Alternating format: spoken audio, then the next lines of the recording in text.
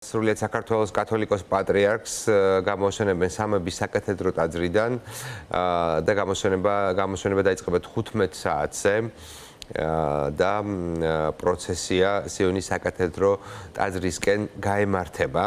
სიონში მისი უწმინდესობის დასვენების შემდეგ მცხეთა თბილისის ყველა ეკლესიის და ეპარქიებში მოქმედ ეკლესია მონასტრებს ვთხოვ დარეკონ სამგლოვიარო ზარები დაკრძალვამდე. ეს საპატრიარქოს განცხადების ფრაგმენტია, რომელიც ახლა ამოგიკითხეთ. როგორც ვიცით, სამების საკათედრო ტაძრიდან სრულიად საქართველოს კათოლიკოს პატრიარქს ხვალ 15 საათზე გამოაშვენებენ. დღეს ღამით 2 საათიდან 3 საათამდე 1 საათით სამების საკათედრო ტაძარი დაიკეტება. სწორედ სამების საკათედრო ტაძარშია დასვენებული უწმინდესი. თქვენ ახლა პირდაპირ კადრს ადევნებთ თვალს სწორედ სამების საკათედრო ტაძრიდან. 1 საათი ითხოვა საპატრიარქომ იმისთვის, რომ ტაძარი მოწესრიგდეს ხვალინდელი დღისთვის.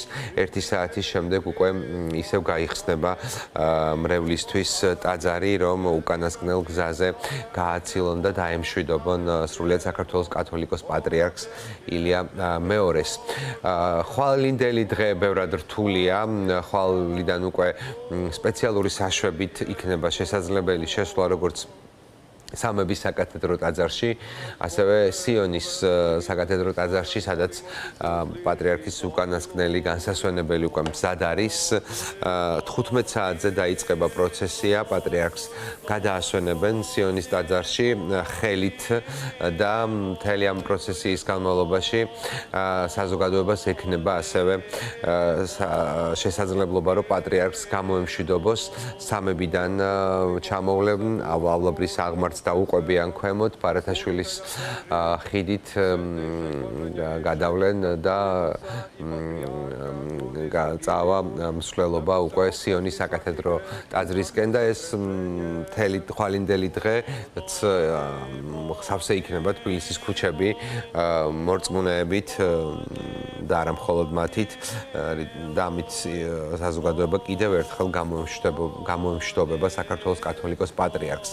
ბოლო განსასვენებელი ილია მეორესთვის არის სიონის საკათედრო ტაძარი, მისი სურვილის სამეფო და სწორედ სიონის საკათედრო ტაძრიდან უნდა ჩავრთოთ სოფო კაჭარავა. იქ ბოლო სამზადისი მიმდინარეობს და იმ დეტალებს, რაც მან ამ დროისთვის თქვენთვის გაარკვია, პირდაპირ ეთერში მოგიყვება. სოფო, გისმენთ. დიახ, დათო, ჩვენ მოვედით სიონის ტაძართან, შემეცადეთ, რომ კიდევ ერთხელ შევსრულიყავით და გვენახა ადგილზე რა ხდება, თუმცა სამართალდამცველებმა ისევ არ შეგვიშვეს, ჯებირებია აღმართული, თუმცა მე შევეცდები, რომ ზემოდან გაჩვენოთ რა ხდება ახლა აქ ტერიტორიაზე.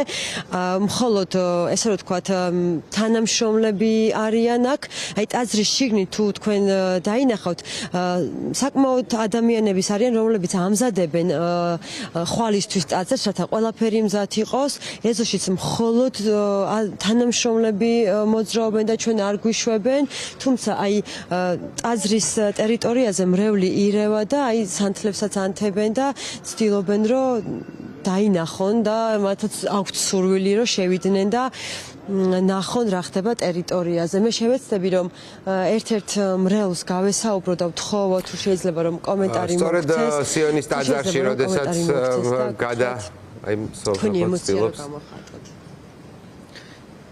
როგორც ყველა ქართველის, ჩემი ემოციად ძალიან დამწუხრებული, დამძიმებული და მგლოვიარია. ნებისმიერი ქართველი, მართლმადიდებელი ქრისტიანი დღეს გლოვობს, წუხს. თქვენ ტკივილია ჩვენთვის ჩვენი პატრიარქის წასვლა. ჩვენ გვქონდა ბედნიერება იმ ეპოქაში გვეცხოვრა და გვეცოცხლა, როცა მისი სიყვარულით ვიკვებებოდით და გულოცავდა ის და ძალიან მიჭერს მთელი ეს დღეებია.